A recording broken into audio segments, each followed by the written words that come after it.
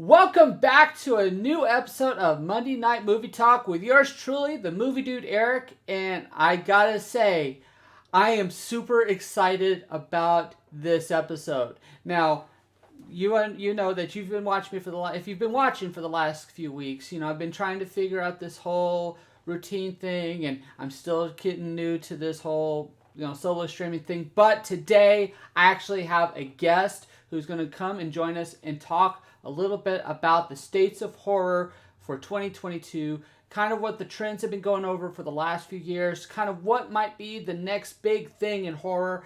I'm excited about this. I know that my guest today, he has got a lot to say, and we'll talk about that in just a moment. But before we get into the fun part, let's go ahead and let's do a quick show of the weekly rundown.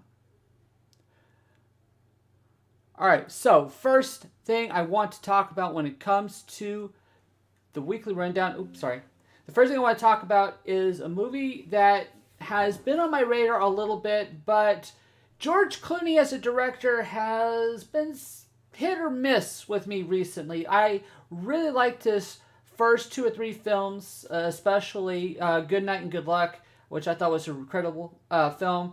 But especially after a certain Matt Damon movie, which will not be named again because that movie was so god-awful, I've been kind of iffy on him. But I did get a chance to see The Tender Bar, the one with Ben Affleck playing the wise uncle to Ty Sheridan, of all people. So yes, Batman is guiding Cyclops for you superhero people out there.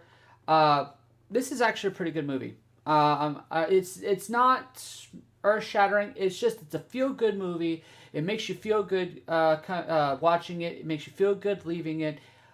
It's not something that's going to be awards driven. Although I know that some people have been talking about Ben Affleck for an Oscar. I don't really see that, to be honest. But if you're just wanting to have a couple of hours of just chill, enjoying some good acting, a relatively rote screenplay, if I'm being honest. It's a living in the 70s and 80s type of thing, but the acting is decent. Ty Sheridan does a good job carrying the film. Ben Affleck really nails this part. You get the feeling that this is a kind of movie that he really wanted to be in, especially after the fiasco of the Batman films.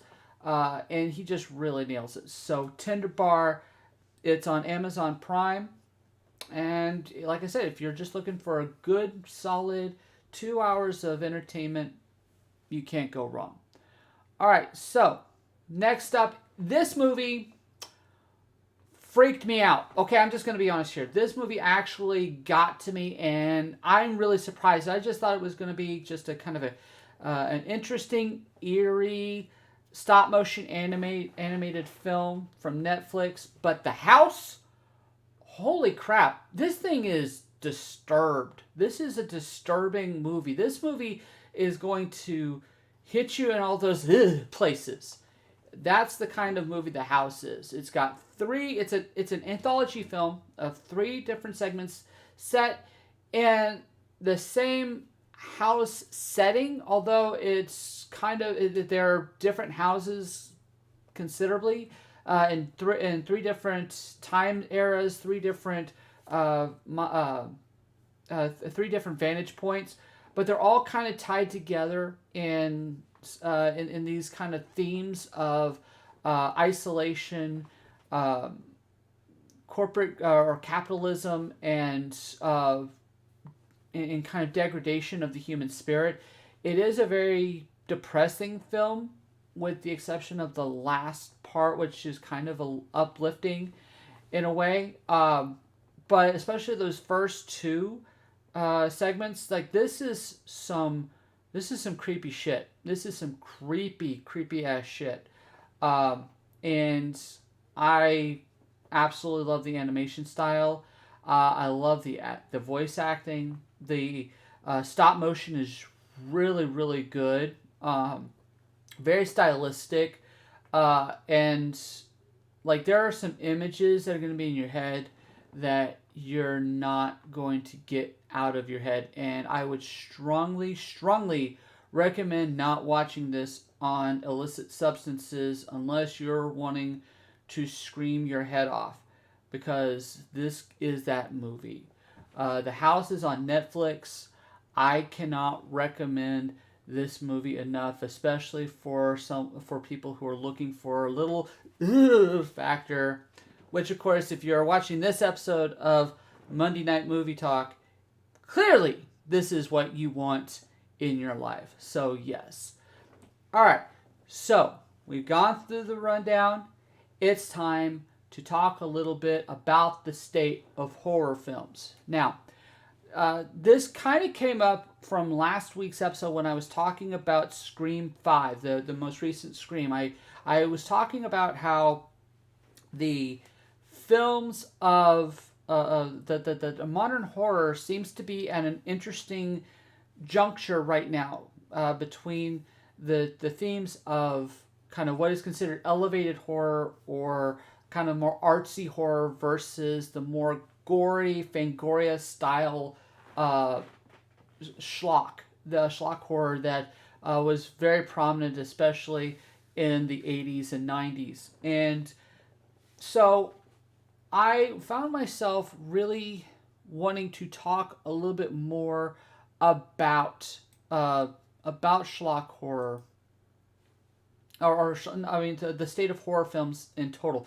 everything, kind of go through it and kind of figure this all out. But of course, I want to have an expert to come in and to help me with these thoughts and to kind of give his viewpoints on the horror genre. So I called up one of my favorite podcasters, someone I love getting to talk with, especially if you've listened to our episodes on Art House Legends, when I have this guy come in for just an incredible, great conversations when it comes to horror films, or just any film in total. I love having him on. But all things good and nerdy, Willie Nelson, welcome to Monday Night Movie Talk. How are you doing, sir? Oh, I'm looking through terrified eyes. I'm looking through terrified eyes, peeking past. My what's that coming? Is it a knife? It's the killer. Oh, what's that coming? Is it a knife? Nice. It's the killer. Nice. So, Willie. All right. So, for people who are not familiar with your bona fides, what's your thing on horror? Where's your perspective? What can people take away from what you've got, or your ideas on horror? Listen. I've seen a lot of movies. But there is one movie that I have the memory of watching. Earliest And of memory course, of it's watching. a horror movie. And I believe And it of is course, Child's it's a horror Play. movie. I believe it is One of the Child's first movies Play. I think I remember That's watching. one of the I don't even know first how old movies I was. I think I remember Couldn't tell watching. you. I don't even know With how that old I doll. was. Couldn't In tell fact, you. I think With that doll. I think I even have In fact, I think my buddy doll, I even have which is a what my Chucky's my buddy good doll, guy doll, which is what Chucky's based on. I had two good of those guy growing doll up. is based on. I I had do two have of one those behind growing this couch, up. but That's a long I do have way one back, behind man. this couch, but Understand. that's a long way It's back. funny man. that you say that, because I remember, see, when my grandma, she lived out in the middle of nowhere, but she had not a radar dish. I'm sorry, a satellite dish. Yeah, she's that kind of grandma. But no, she had a satellite dish, and one of the channels that she had on her satellite, and this is in the 80s, was this channel that all they did was ran movie trailers and promos for movies. And I remember specifically being at my grandma's around Christmas time, I want to say 1987, when this trailer came on for the first time for Child's Play. And that really kind of messed me up a little bit. And understand, it was a teaser promo. Remember, they didn't want to show Chucky that much. But Yeah. just like the image of the doll coming to life, even with the I remember like when she opened the battery compartment and there was no batteries in there. Just that it kind of disturbed me a little bit, especially since it was late at night when this came on, and so yeah, I respect that. There is some deep respect for the love of the Chuck. By the way, have you seen the latest Chucky series? By the way, I should, but I have not. Is it streaming on anything? But I have not. It was on streaming Sci-Fi on Channel, so anything? it Or- might yeah. be on Peacock. It'll probably be on Netflix Yeah. at some point, like all the other sci-fi shows. I don't do Peacock. Yeah, No, I understand. I don't do understand. Peacock. But all right, so it's clear to say that you like the camp horror, right? You like the horror that is kind of meant to be fun, kind of goofy, stuff like that, right? Or I mean, I do enjoy those, but I don't know if I'm tied to any particular subgenre of horror. It's all dependent upon the story and how well done It's it all is. I think dependent it's upon what the story the and how real well key done it factor is. is I why think it's what the story the really real has to key pull me factor is into. why The keep story me really there. has to If pull that's me not into. there, then Keep who me there. cares? If that's not Fair there, enough, then fair who enough. cares? all right, so I will say right now that my taste in horror is if it's good, and so it could be schlocky, it can be artsy. If it can just get into my head, if it can find that place that really gnaws at me, that really gets me an existential terror. I rarely get scared in horror films. I'm going to be perfectly honest about this. I don't get scared in horror films that much. And usually when it's the kind of movies that scare me when I watch them tend to be psychological. Like, the ones that kind of disturb me. Like the first time I saw Seven really disturbed the hell out of me. There was this movie called Bug with Ashley Judd and Michael Shannon about just these two people slowly going insane in a motel room that really got under my skin. Midsummer, which is a movie that's kind of what we're talking. I feel like we need to talk a little bit about Midsummer and that type of film. But that you're bringing movie, up Midsummer. You're bringing up my Midsummer. God, that movie really got me. The thing is unlike other horror movies, it creeps on you. Like you don't like that opening shot shocks you, right? That when you see what happened to the parents. That shocks you, but then it just creeps on you. It creeps on, and you don't realize that it's doing that until about halfway through, and then you realize, I want to say it was The Cliff, if you know what I'm talking about. Yeah. With the old people, that was the moment where you realized, oh no, they caught me. They got me in their trap, and I can't get out, and I got to see how this ends. And that ending was good. That ending was good. Like, I loved that ending. That is the ending it needed. Yes. That is the ending it needed. I want to see the director's cut. I know it's like 3 hours long, and I feel like a horror film shouldn't be over 2 hours. $1.30 is usually about the time you want to have on a horror film. That's typically your sweet spot.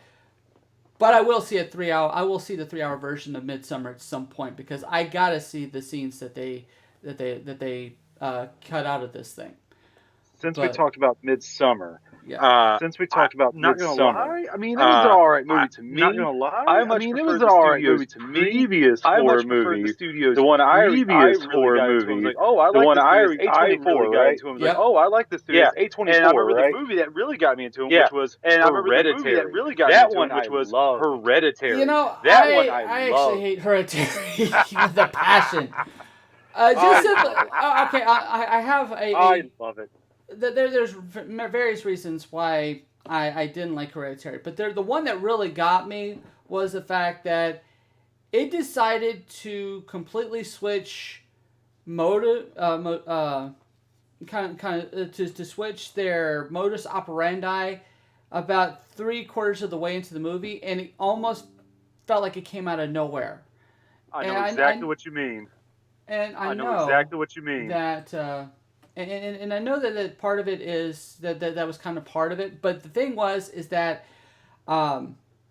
especially considering the leaps that they were forcing that the film was forcing us to take up to that point was already stretching my ability to kind of go with it. And I want to say that although I will say I did love the fake out with the fireplace. That scene I really liked. No, but when you were talking about what happened, you see, I I knew where this movie was going. You see, I knew where this movie was going. No. That Turner's like, well, where's this movie going now? That Turner's like, where's the story? Where's this movie going now? Where's the story? Where could you go? I understand. All right, fine. I'm here for the ride. One, not just with like the story in total. Where's this character gonna do? The story in total. Where's this character gonna do? That's true. That is true. And again, I mean, I went out of my way to go and find anyone who can get me to rethink my perspective, because the film was well made, extremely well made. Clearly, a lot of thought was put into this. So it was one of those things like maybe I missed something. That was the area that I was at when I was trying to find anyone to explain how people love this movie, considering kind of the shift that it made. But I still haven't found anyone to really explain why this movie is good yet.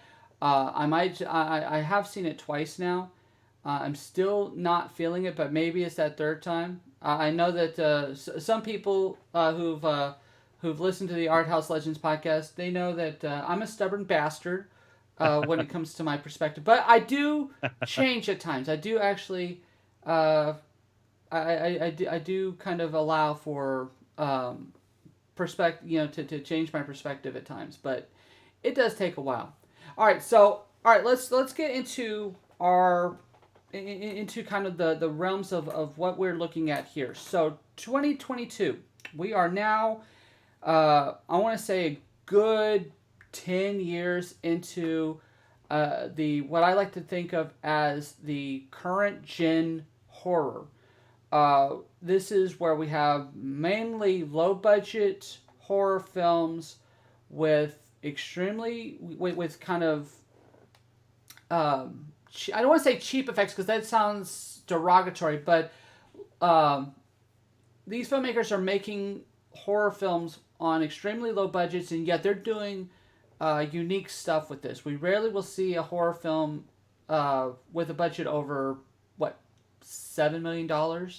Can I coin a term right now for what you just said? Can it be the Corman effect for what you just said? Can it be the Corman effect? I think that's fair enough to say. I feel like I want to I keep wanting to put it back on Jason Blum and Blumhouse. Oh, because Blumhouse has made his deal on the $5 million film, and a lot of his films are horror films, and he's able to get a lot of good ones made for those low budgets. And on top of that, I feel like right now Blumhouse has kind of moved away from the theatrical and started doing his stuff on streaming. Like Hulu, I think they have a deal with Blumhouse. I think there's like a couple on Netflix that Jason Blum has done. But I've watched some of those, and you could tell that the product is not nearly as, there's a word I want to use, and it's kind of it's escaping me.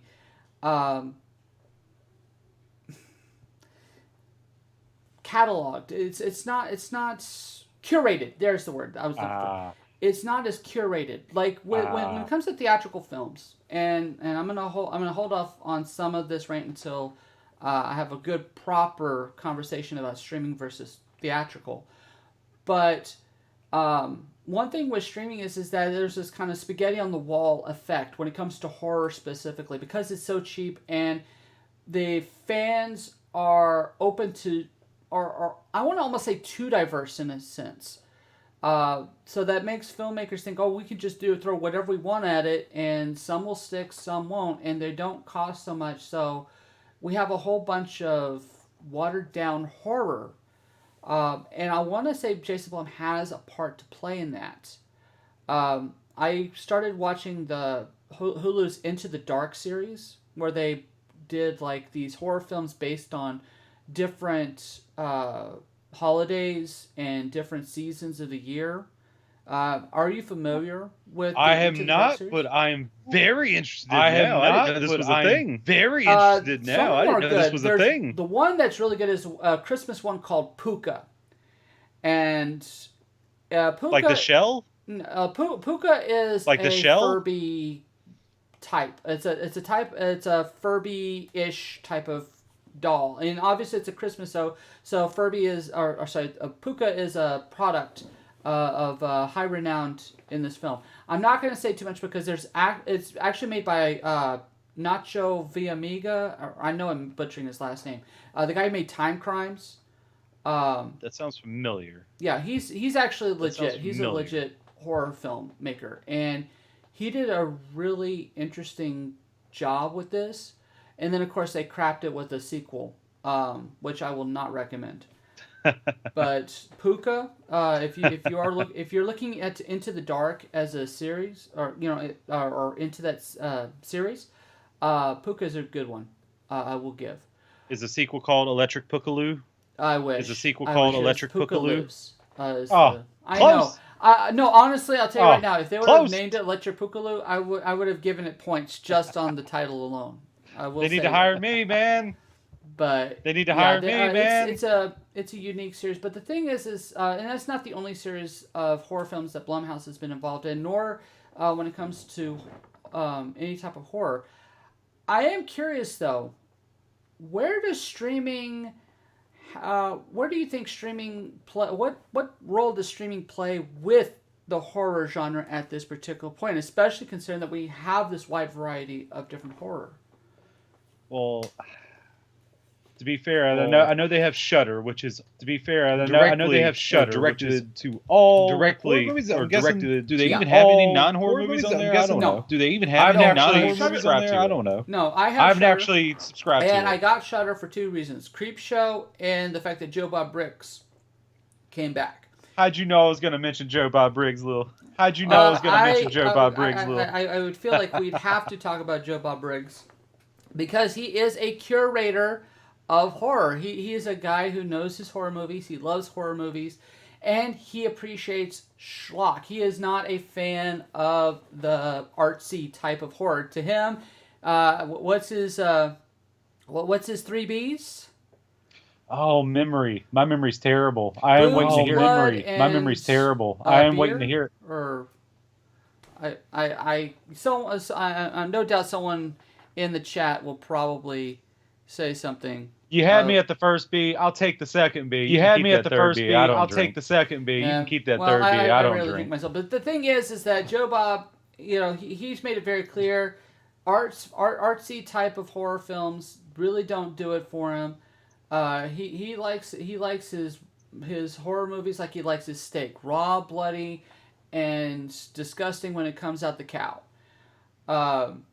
And so he does kind of have an interesting. I don't want to call it a fan take, but let's be honest that fandoms over the last 10 years have gotten very interesting, to say the least. There's a lot of gatekeeping in fandoms, and I'm wondering if you see any kind of gatekeeping in the horror fandom as well. Off the top of my head, I know people are really attached to. People still want Kane Hodder to be Jason. They want still want Kane Hodder to be Jason. They want Doug Bradley. Pinhead? Doug Bradley. Yeah, Doug Bradley. They still want him to be Pinhead. I mean, you can change. They still want him to be Pinhead. I mean, I get Kane change these out, man. Especially Jay. I get Kane Hodder in that. I mean, Kane Hodder, but I mean, you can get someone else in that. I mean, the Child's Play remake when Mark Hamill took over for Brad Dourif, and you didn't hear the end of it. I mean, don't get me wrong, that wasn't my problem. My problem with that is that wasn't my problem. There's no magic. There's no voodoo. It's AI. There's no magic. There's no voodoo. What are we doing here? Why'd you take this name? What are we doing here? Why'd you take this name? Why'd you pay for this property? If you're not going, you didn't have to make that Child's Play. It could just been a whole other thing. You didn't have to make that Child's Play. It could just been a whole other thing. You didn't have to pay for the property for the IP. They definitely brought Brad Dourif back for the Chucky series. So if that's what you're looking for, you're getting that part. I am curious. Well, I have seen a couple of the episodes. I will say, I was kind of hoping that they would do with Chucky what they did with Happy. I don't know if you saw that show with Christopher Maloney. I did enjoy that.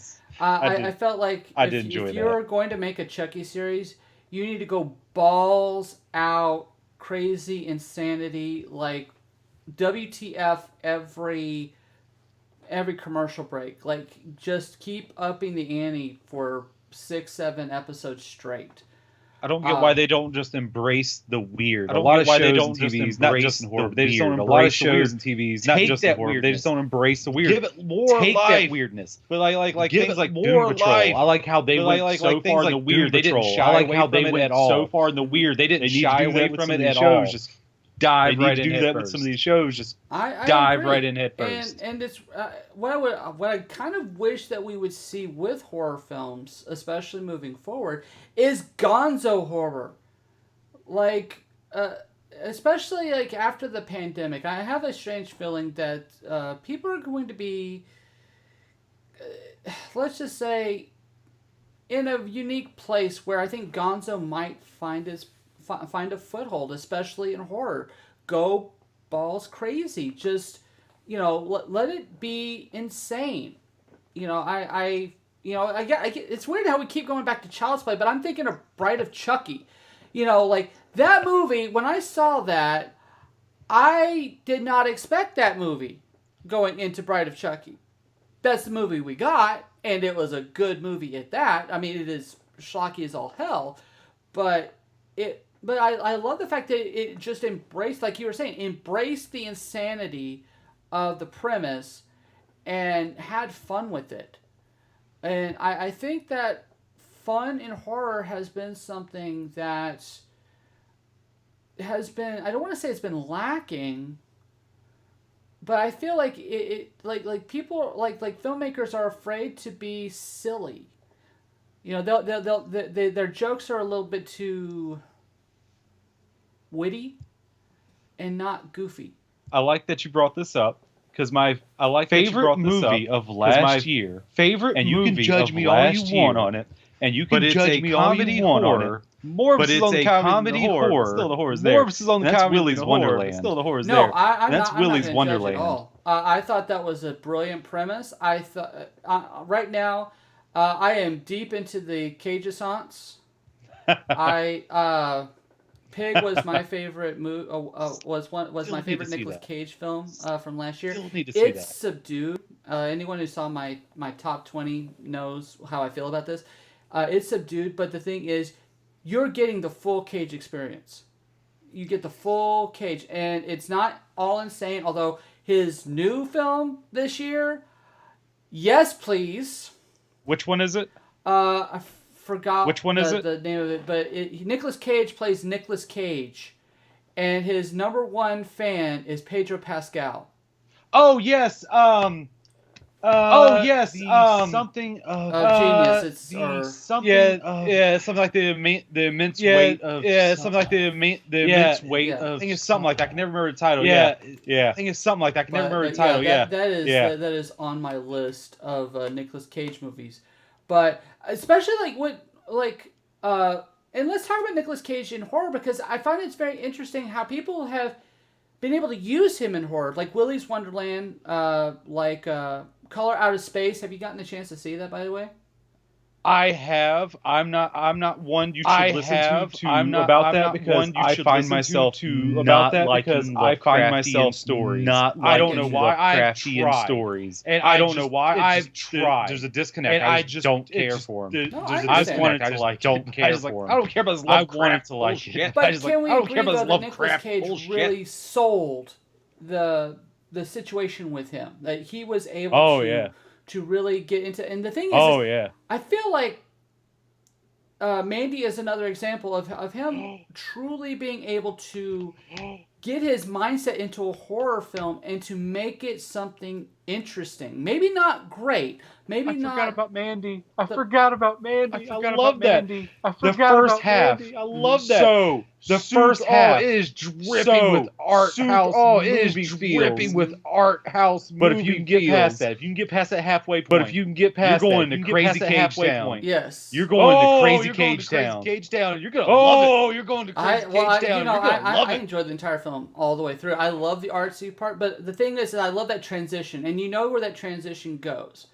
And the thing is that Nicolas Cage, and that's why I'm thinking, like, if you can find some extremely inventive horror filmmakers who are able to get performances like Nicolas Cage that is able to both balance the not I don't want to say artistic, but the gravity of the situation with the insanity, that is able to marry those two in a way that I think has gotten lost over the last 10 years, because it feels like there's a divide. Like, it has to be either super serious and super weighty and super with all these messages and themes, which the art house guy in me likes. I like a film that makes me think about situations, but also at the same time is not afraid to show you a guy getting his skin ripped off his skeleton of his hand, getting eaten by a Jello mold, like that. You can have those two things in a horror film at the same time, if you can just find a way to marry those in a unique way. Like when I talked about horror films and art house legends, Texas Chainsaw Massacre was both had interesting dynamics on family and vegetarianism. Like, those were things that were intended in the film and that they come through, even though you are basically seeing a whole bunch of teenagers running away from a hillbilly, cannibal family. Invasion of the Body Snatchers is a play on fears of the other. The thing is that, but at the same time, it's a silly we're talking about pod people. Like, people are being born from pods, and, they're absorbing human flesh. I mean, that's silly. Killer Clowns from Outer Space. I mean, for crying out loud, the campiest of all horror films. I love that movie so much. I love that movie so much. There are things that you can marry the art house aspect with the sillier, goofier aspects. I feel like who really needs to make a horror film, like a genuine horror film. I think maybe if he can do this, we can finally get that marriage that we need. And I'm curious what you're going to say. Is Quentin Tarantino. I'm curious what you're going to say. If Quentin Tarantino would just balls out make a horror film, not an artsy film with horror aspects, like a genuine horror film, like a genuine, someone's going to kill you with a meat cleaver type of horror film. And I know that people say, Death Proof was a horror film. That was not a horror film. That was a Tarantino film looking like a horror film. If he can do that, I think we might actually be able to have that marriage. And I'd be curious about that. But I'd be curious about again, that. I know that we have a lot of unique voices. One movie that I'm really excited about that's coming out this year. Have you seen the trailer for X? It sounds familiar, like it's on the tip of my tongue, but it's not familiar, like it's on the tip of my tongue, but it's not. All right, there's I'll no give vision you the premise. I'm going to give you the premise. X. Okay. First off, it's directed by Ty West. He's the new up and comer. Actually, he's not been an up and comer. He's been here since House of the Devil, which I think was 2015. But Ty West is an interesting horror director. Here's the premise. Think of it as the filmmakers that are going to make Texas Chainsaw Massacre, all right, back in the 70s. Yes, I remember now. I saw the trailer. Yes. Yes, I remember now. I saw the trailer. Yep. I watched the trailer just recently. I knew it. It clicked in my head. I watched the trailer just recently. I gotta see this thing, because this thing looks wild. Yeah, it looked good. It looks wild. It looked good. It could be bad. It could be god awful. It might be one of the worst films of the year. I don't know, but I'm gonna go see this thing because just the premise is like I don't know. You're gonna hate me. You're gonna hate me. You're gonna hate me because you're gonna. This is giving me feels because it seems like there's something going on with both. There's something going on with. I'm not sure both, but it seems like Texas Chainsaw Massacre mixed with was it The Visit? I like that. I like that. I'm not like Shyamalan. Something's there. It looked like something's there.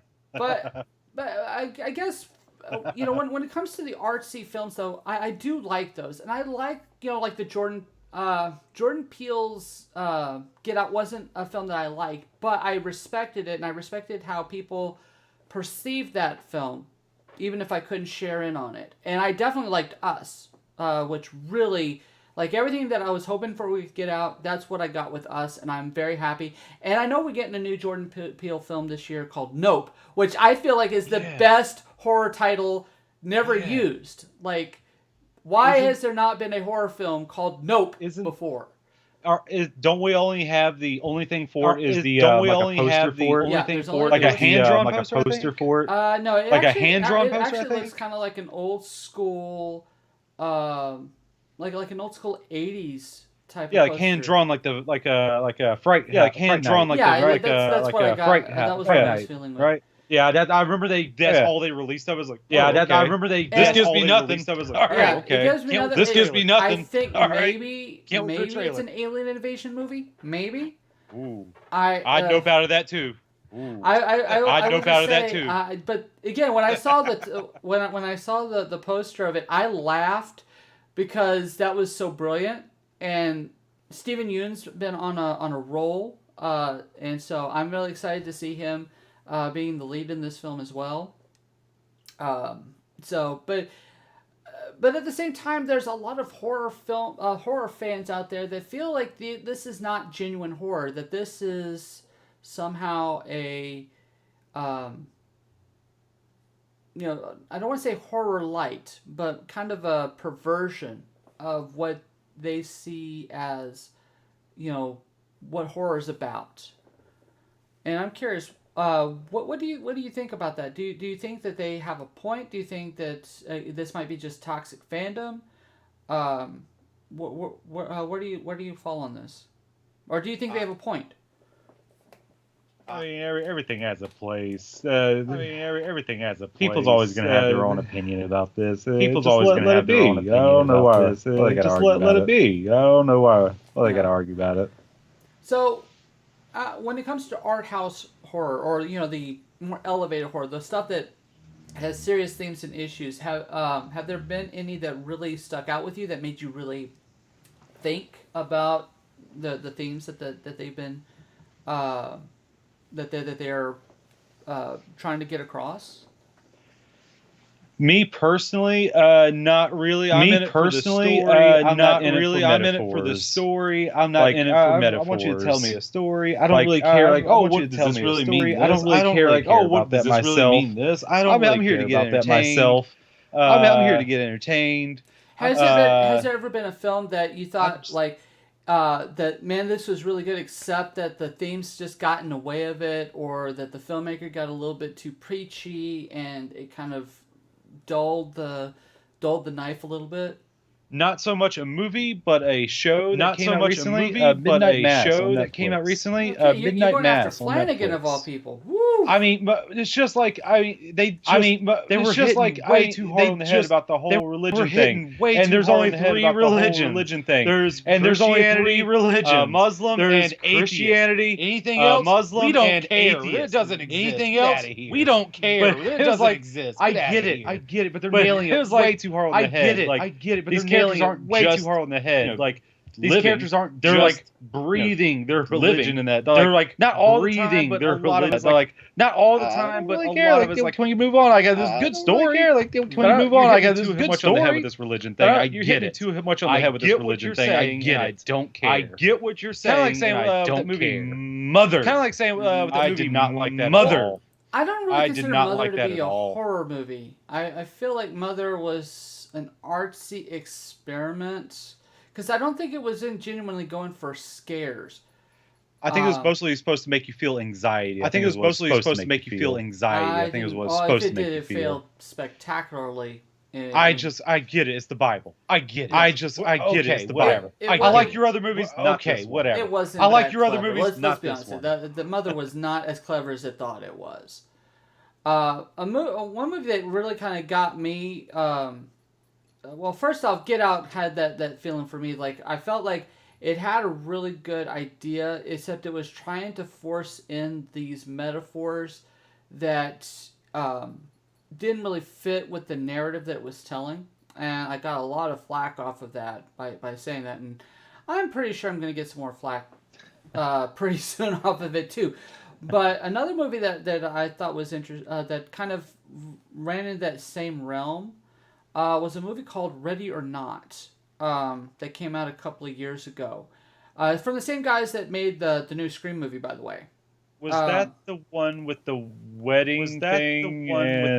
They had to draw the game. And yeah, well, they had to draw the game. This newlywed couple that has to that's going over to his family's estate for the post-wedding party, and in order to, I guess it's his inheritance. In order for him to get his inheritance, she has to play a game. And the game is hide and seek, and the thing is that it has a good, interesting build up, but then it starts to talk about patriarchy, and it starts to throw in other themes of toxic family life and stuff like that, and the problem is that it kind of ruined some of the fun, especially when you got to the late twists in the film, which really kind of just drew the film down. And like I wanted to like it, and then the ending just didn't do it because it got so caught up in its own heaviness a little bit, which thankfully. Apparently they took that to heart, because when they went to Scream, they was like, no, we're not. There's no. I mean, we're gonna say that there's subtext, but there's no real subtext here. It's all surface level. We'll say it out loud. We'll do the Scooby-Doo monologuing to make our point, but it's not going to be anywhere in the film itself. Yeah, I saw in theaters. Yeah, I saw in theaters. It's all right. Yeah, I'm not gonna say I hated it. Right. It's a movie. I'm not gonna say I hated it. It's a movie I watched for it. Yeah, let's just say it's no Midsommar. Let's say that. That's fair. But That's but fair. At the same time, though, I am curious though as to what you think might be kind of the next steps for horror. What do you like? I mentioned that I think that Gonzo would be a great place for horror to go, especially as we get out of this pandemic. I know that isolationism has been a large theme over the last couple of years when it comes to horror films. But do you think that's what do you think the next steps in horror are going to be? Where do you think people's anxieties are going to be played into? I think we're already seeing it come out. I think it's going to be a whole come out. I think it's going to be a whole thing. I guess societal like thing. Maybe society I guess that's breaking like the down, theme, or like just maybe society going down, or just turn like going something like the Purge, but not quite that story. Something like the Purge, but not quite that story on you. But where society can turn on you. Especially over the last year, I just realized how the Purge actually was ahead of its time. And I will say that I was extremely shocked when I saw the trailer for the Forever Purge, and I was wondering, did they make a movie that fast on that thing? Because you couldn't have watched that and not think about the election. Let's just be honest about that. There is no way you can't see the Forever Purge and think, no, they were thinking about the election when they were doing this. More than likely. But yeah, I think societal collapse, I definitely can see that. What do you think about more films talking about climate change? As soon as you mention that, the only thing my brain goes to is the day after tomorrow. I think honestly that low-budget horror films could in fact find their way to address the uncertainty, the terror, the tension of climate change. I think that we're going to see a lot more weather-based horror films. I think that's a thing. I know this is. Do you mean like the setting or the danger? Do you mean like the setting or the danger? I'm thinking that mysterious weather and climate conditions. Okay. I wouldn't. In fact, I mean, even things like maybe like The Mist. I feel like if there's going to be a remake of The Mist, it is possible that we could see it within the next, within the next 5 years. I could see that. Just hopefully not the TV show The Mist. What? There's a TV show about The Mist? Don't go looking for it. There's a TV show about The Mist? Okay, because that movie That movie still sits with me because that movie still sits with me to oh my day. God, that ending. The thing is, I love the book ending, and so I hate the movie ending because I was left drained. I was like numb leaving that movie. Like I love that ending, and you cannot change my mind on it. You cannot change my mind on it. There's nothing. I'm not gonna take away anyone's yum on that one. I'm just saying that it left me feeling so hollow inside. I couldn't speak for like 3 hours, like literally. I was like I couldn't. I was outside of my body. It went straight to the point. Like, this sucks. It went straight to the point. Like, this sucks. But I think honestly, and in fact, maybe even Nope might be. I mean, it showed a cloud. I just kind of took it as a UFO cloud, you know. But I honestly think that we're in the realm for some interesting environmental based horror. I think that it's possible. I also think that, again, I think Gonzo. I think Cerebral. I don't. Maybe cerebral horror is not the way to go. Lucid Dream, like a movie that I don't know if anyone would technically call this a horror film, but it definitely just really had a whole bunch of David Cronenberg DNA in it. Was this French film called Titan or Titan? And I'm just gonna give you a slight spoiler. It does involve, early on in the film, a woman having sex with a car.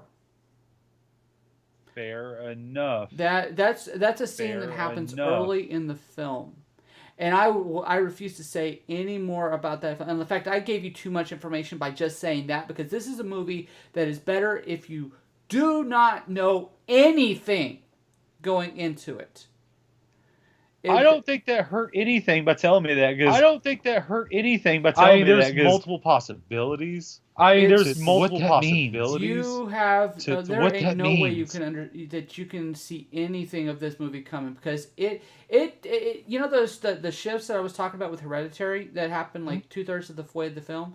Yeah. 3/4 of the way. No, this movie has 3 shifts that all go in completely different directions. But it does it in places where it allows you to go, okay, you can reorient yourself and you say, okay, I can see where this film is trying to take me. And so it does take a little bit of adjusting, but it gives you time to adjust to those shifts. And when I'm saying that they're wild shifts, like there ain't no way you can predict. There is no way I could have predicted where this film was going to go.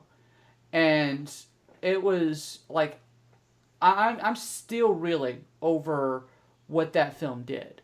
And like, you know, whenever they say that there ain't no such thing as a new film, no, Titan is a new film. It is a film that I don't even think you could ever make that film again. And you see, I thought you were going to say another movie. I thought you were going to say another movie. I think the late 90s it came out. I thought you were going to talk about The Cell. I think the late 90s it came out. I thought you were going to talk about The Cell. In my opinion, you know, The Cell came out after The Matrix, but in my opinion, when it comes to visual, to just the visual flair, I would actually take The Cell over The Matrix. Don't get me wrong, I love The Matrix, but The Cell, like the slicing of the horse. You know what I'm talking about? Yeah. When you said lucid dreaming, that's where my head went. Yeah. When you said lucid dreaming, that's where my head went. No, I understand completely. But, you know, Vincent D'Onofrio as the serial killer. Love me some Vincent D'Onofrio. It's an Edgar suit. Vincent D'Onofrio. Yeah. It's an Edgar suit. I've been a fan. You know what's funny? I'm going to be a slightly divergent on this. In high school, I had a nasty nickname in high school. I was called Gomer Pyle for Vincent D'Onofrio in Full Metal Jacket. And they thought that it was gonna like upset me or something, but no, because you know Vincent D'Onofrio is such a great actor, and I wasn't thinking about the character. I was thinking about the actor. And so if you're gonna compare me to Vincent D'Onofrio, you know what? I'll take that. I'll be Kingpin. Any day of the week. I'll be Kingpin. I'm just saying. Any day of the week. Either Netflix or Marvel. I'll be either way. I can do that. Especially the pimp suit. For this title. I thank you for this I'm just saying, he has an amazing pimp suit. Let's be honest. You're talking about the Hawaiian shirt recently? You're talking about the Hawaiian shirt and recently? Can I just say right now, I know that it will not be this way, but I can still hope and dream that Moon Knight is in fact Marvel's first horror series. Can we hope for just a moment that that we might actually have horror in the MCU? I wouldn't hold my breath, but I mean, I'm going to watch it, but I just like, I feel like there are areas for horror that I'm okay with, especially because we're not going to be getting massive CGI visual effects horror films. You know, I mean, but you're going to get Morbius. I mean, there you go. You're going to get Morbius. That's horror, right? There you go. It's horror, That's horror, right? I wish. It's a vampire. You know what? Horror, right? Tell you what. If even if Moon Knight isn't, can we hope for Blade? Is there hope for Blade being a horror-based superhero movie? I would like it to be, but something tells me it's going to be more of an action movie. Something tells me it's going to be more of an action movie. I'm trying. I mean, there's I would like to see studios I don't want to say take a risk on horror, but be open to trying unique things. A24 is a great company, and at this particular point, I'll watch anything A24 puts out, primarily because they clearly have a good idea of where their films are going. And even a film that I don't like with A24 is at least interesting enough, it's worth watching. I would just like to see other companies be willing to do something unique with horror, and again have that marriage of the schlock with the kind of more artsy stuff. I feel like it is possible. It is possible to marry those two.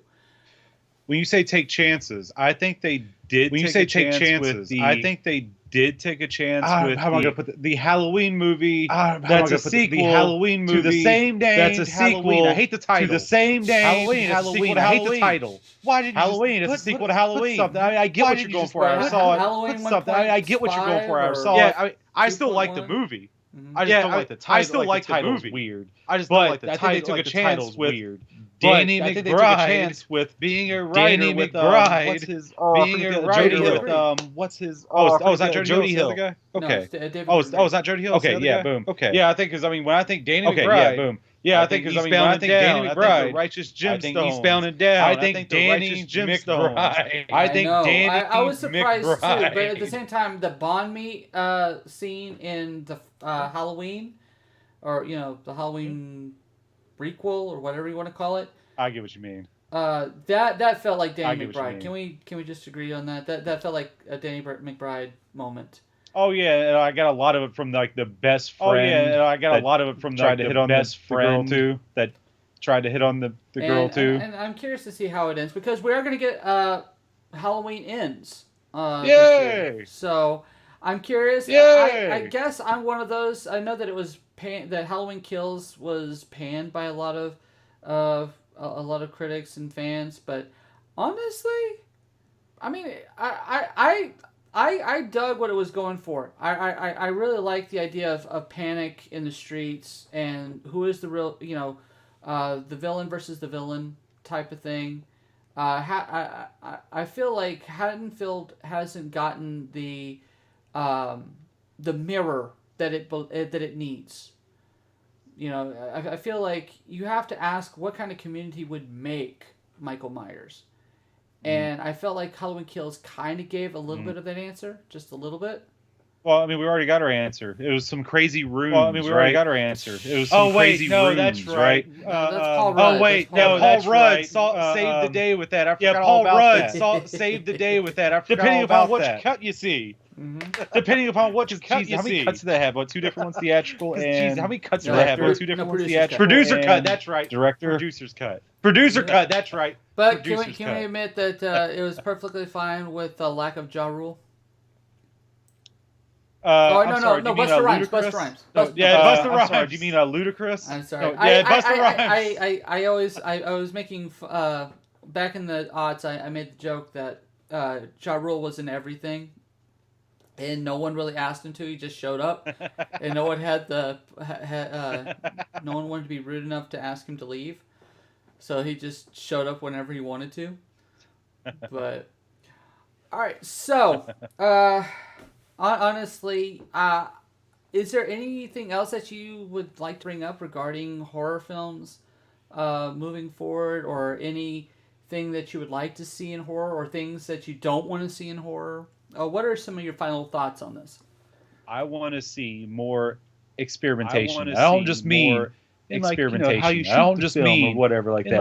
I'm talking about go back to whatever like that. I'm talking about go back to Netflix with critics didn't like it. At least I don't think. But critics didn't like it. At least I don't think. But Bandersnatch. Black Mirror presents Bandersnatch. Interesting. You know what I'm thinking? That was especially interesting. Now that we have projection or downloaded movies. Movies are being downloaded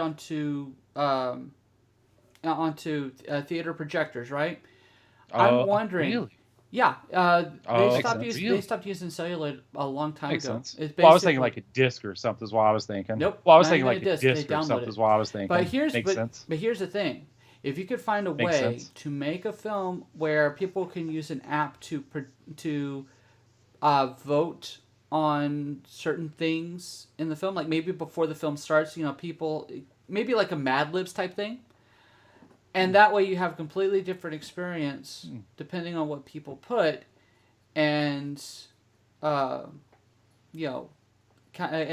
have an experience that is tailored to the audience. I mean, who doesn't like a good shadow cast to the Rocky Horror Picture Show? Who doesn't like a good shadow cast to the Rocky Horror Picture Show? I think, and honestly, another thing I would love to see at some point, I want to see a legit horror musical.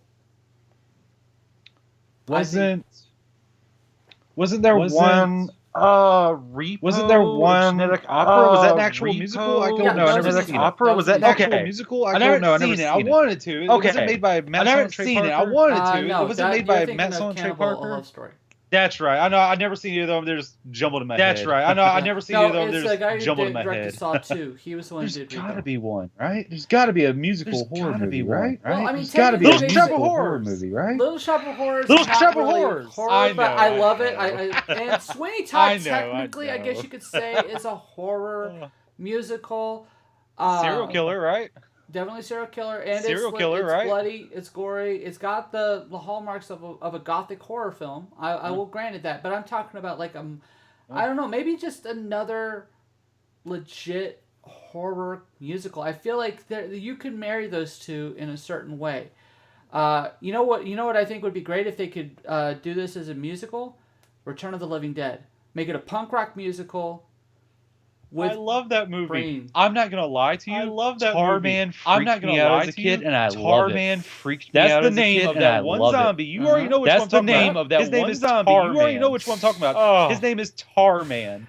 More brains, like the way that thing moved was just the way that thing moved. Was just. I'm just saying. Put some songs in there. Put some '80s punk songs. Loved it. Like make it a legit punk rock musical with zombies. I would be down for that. Yeah. If you haven't seen Return of the Living Dead, definitely do that. But none of the Return of the Living Dead. Definitely do that. I mean, there might be some entertainment in them, but I would not. There might be some entertainment in them, but the first scary movie, I would not. I'm not going to suggest. Excellent. All the sequels, stay away from them. The second one is pretty good. You grab my strong hand. The second one is pretty good. You grab my strong hand. That's. But I do want to also state for. But I do want to also state for my favorite game of 2015. My favorite game was a game that came out, I think, exclusively to PlayStation 4. Was called Until Dawn. Exclusively to PlayStation 4 was called Until Dawn. Yeah, and that was my game of the year because it was pretty much that was my game of the year because it was pretty much of a horror movie, and it uses of a horror movie, different types of genres. It puts it all into one. Different types of genres. And like you make choices and decisions, and like you make choices and decisions that change the outcome. Girls come out surviving, or you can have everyone die, or you can have everyone live, and everything in between. Or you can have everyone live, and everything in between. All depending on. It does. He is in there. And I'm not going to spoil anything in there, but and I'm not going to spoil anything in there, but his likeness. He has a unique look. I think it's mostly in his eyes. He has a unique look. Like kind of like I think it's mostly in his eyes. Not the same type. Like kind of like Buscemi, but yeah, it's not the same type of eyes. Yeah, he's in it, and also in that the same studio, and also I hope I'm getting the same studio. Supermassive. I hope I'm getting this right on top of my head. Supermassive. The same studio is. I hope that's right. Just the same studio is October 2021. That's the third year in a row they have released out. That's the third year in a row they have released out. The Dark Pictures Anthology, something they start coming out with called the Dark Pictures Anthology, except it's more which plays a lot like Until Dawn, except it's the first one that came out was Man of Medan, which was a ghost ship. The first one that came out was Man of Medan, which was a ghost ship. Second one, Little Hope, a witch town story. Second one, Little Hope. And the third one came out story. And the third one came out is House of Ash. And that one's good. House of Ash. I don't know if I can. And that one's good. I don't know if spoiling anything. What genre it is without. I will say I do have Man of Medan and Little Hope in my Steam queue, and I might, just because of your recommendation, I might actually stream a playing of those games. There you go. And see for myself, because I the only thing is I really want to play Until Dawn, but I don't want to buy a PlayStation for just one game. That's fair. I'm hoping, because a lot of PlayStation games are now coming to PC, so I'm hoping that someone will get wise and put Until Dawn on Steam or on Epic Games. I think Sony owns the that IP of Until Dawn. I think because they did have a of Until Dawn. I think because they did have a PlayStation VR, which are using the same PlayStation VR, which are using the same settings on minecart, like a roller coaster game, minecart. Just the same shooting gallery game, and it's just the same setting. It fits it, and it's done well. And also Man of Medan and Little Hope and House of Ashes also have Little Hope and House of Ashes also that you would recognize in them too. Actors that you would recognize. I'll let you figure that out on your own. You know what? Don't let you figure that out on your own. I think I am actually going to do that stream, and so I think that we're going to have to find that out for ourselves. But Willie, first up, I want to say thank you so much for joining us for this episode and all the great insights that you brought in with you. Where can people find you on the internet? On the internet, I stay away from that place. On the internet, I stay away from that place. But if you do happen devilish place. But if you do, you can find me live every Sunday morning at 11 a.m. Eastern, doing the podcast 11 a.m. called All Things Good and Nerdy. Called All Things Good and Nerdy, or watch it later because it's also a video podcast as well. Watch it later because it's also a video podcast as well. So on YouTube, watch it whenever you want to, and so you can. I'm not gonna lie, I have filtered myself a lot. I'm not gonna lie, I have filtered myself a lot here because the jokes can go a little. And you're welcome. I'm just trying to make you laugh. That's all. And you're welcome. I'm just trying to make you laugh. That's all. And of course, if you're interested in following us, please feel free to hit the like button, hit the subscribe button. Either on Twitch, we're on YouTube, we're on Facebook, on the Art House Legends page, as well as my official MovieDude Eric page as well, because that's how the internet works nowadays. If you want to get a hold of me, you can hit me up at MovieDude_Eric on Twitter. You can also hit me up on the Art House Legends email address, arthouselegends@gmail.com. And who knows, maybe if you send us some of your thoughts, they might show up on one of these future episodes. But at this point, thank you so much for joining me, Willie. Any last words?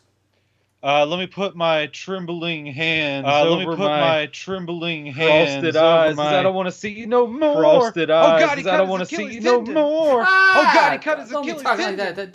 Ooh. All right. Have a great night, everybody. I will see you again next Monday for Monday Night Movie Talk.